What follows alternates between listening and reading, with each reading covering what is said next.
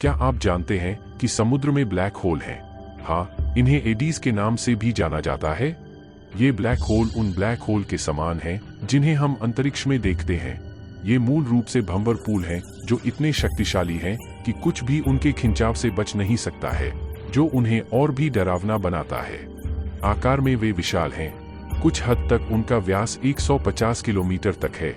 वे अलग अलग तापमान, हवा और पृथ्वी के घूमने पर पानी के मिश्रण से बने हैं और एक बार बनने के बाद वे महीनों या वर्षों तक रह सकते हैं। हाँ, हालांकि ऐसा प्रतीत नहीं होता है। समुद्र ब्रह्मांड से कहीं अधिक डरावनी जगह है। भयानक एलियन जैसे जीवों से लेकर समुद्र के नीचे छिपे रहस्यों तक, ये कुछ ऐसे कारण हैं जिनकी वजह से समुद्र अंतरिक्ष से भी अधिक डरावना है।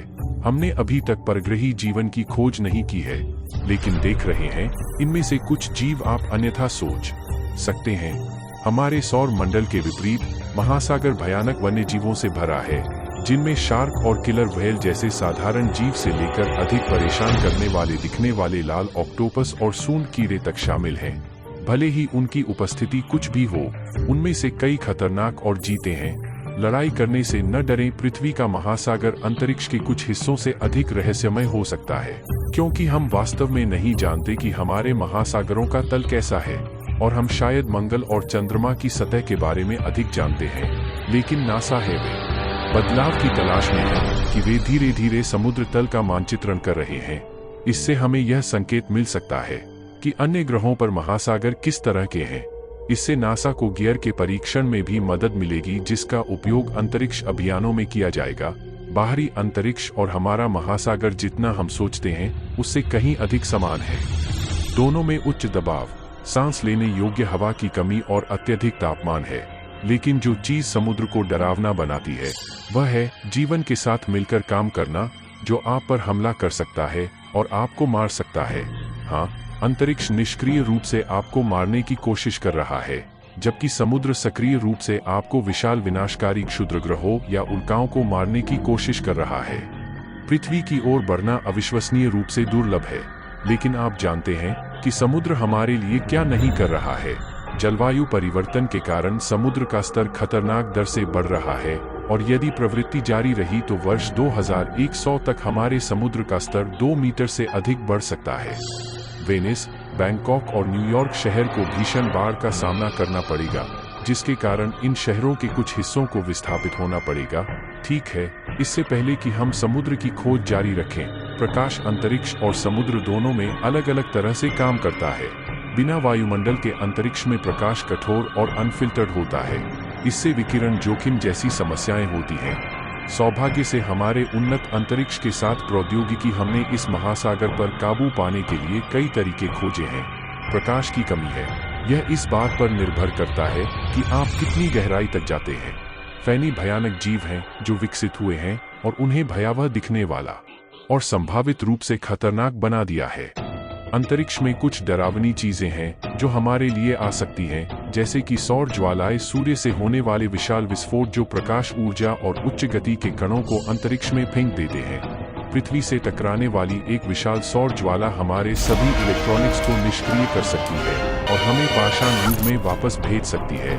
किसी के हमसे टकराने की संभावना अविश्वसनीय रूप से दुर्लभ है। हालांकि अधिकांश समय वे बस हमारी ओजोन परत से उछलें, लेकिन आप जानते हैं कि तूफान क्या नहीं है। अगर वे अंततः पूरे शहर की भूमि तक पहुंच जाते हैं तो बाढ़ सुनामी बहुत अधिक भयानक होती है। ये विशाल लहरें 30 मीटर से अधिक ऊंची तक पहुंच सकती हैं, और एक बार जब वे भूमि तक पहुंच जाती हैं तो वे अविश्वसनीय रूप से खतरनाक हो सकती हैं। गंभीर बाढ़ का कारण बने और तट पर कुछ भी नष्ट करें। 2004 की हिंद महासागर सुनामी में 2,25,000 लोग मारे गए। कोई भी कभी भी अंतरिक्ष में नहीं खोया। एक पूरी सहायता टीम अरबों डॉलर की प्रौद्योगिकी और जीपीएस सिस्टम का उपयोग करके आप पर नजर रख रही है।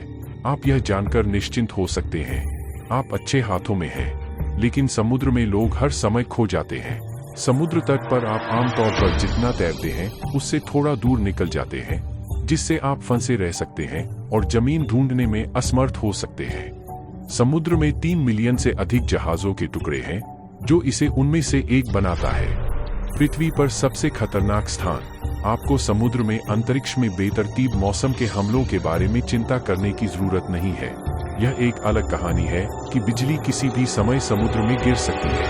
ऐसा अक्सर इसके विशाल आकार और बिजली के लिए एक चुंबक होने के कारण होता है।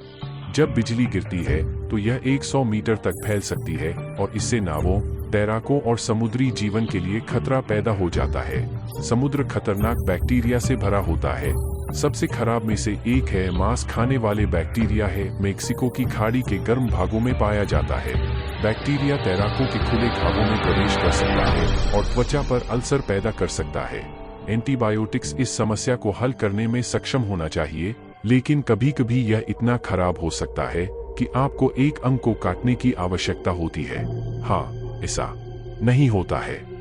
अंतरिक्ष में इतना डरावना कुछ भी नहीं है कि अंतरिक्ष में ढेर सारा मलबा है जिसे अंतरिक्ष कबाड़ के रूप में जाना जाता है, और जबकि मलबे के बारे में कुछ चिंता है जो अंतरिक्ष यात्रा को खतरनाक बना रहा है, यह उतना चिंताजनक नहीं है जितना कि हमारे पास समुद्र में तैर रहा सारा कचरा है। उत्तरी प्रशांत महासागर में कचरे का एक विशाल द्वीप है जिसे ग्रेट पैसिफिक गार्बेज पैच के नाम से जाना जाता है। यह ज्यादातर प्लास्टिक से बना है, जिससे इसे नष्ट करना लगभग असंभव है। परिणामस्वरूप यह समुद्री वन्यजीवों को नुकसान पहुंचा रहा है और अंतरिक्ष में पूरे पारिस्थितिक तंत्र को नष्ट कर सकता है। मलबे की बारीकी से निगरानी की जाती है। अंतरिक्ष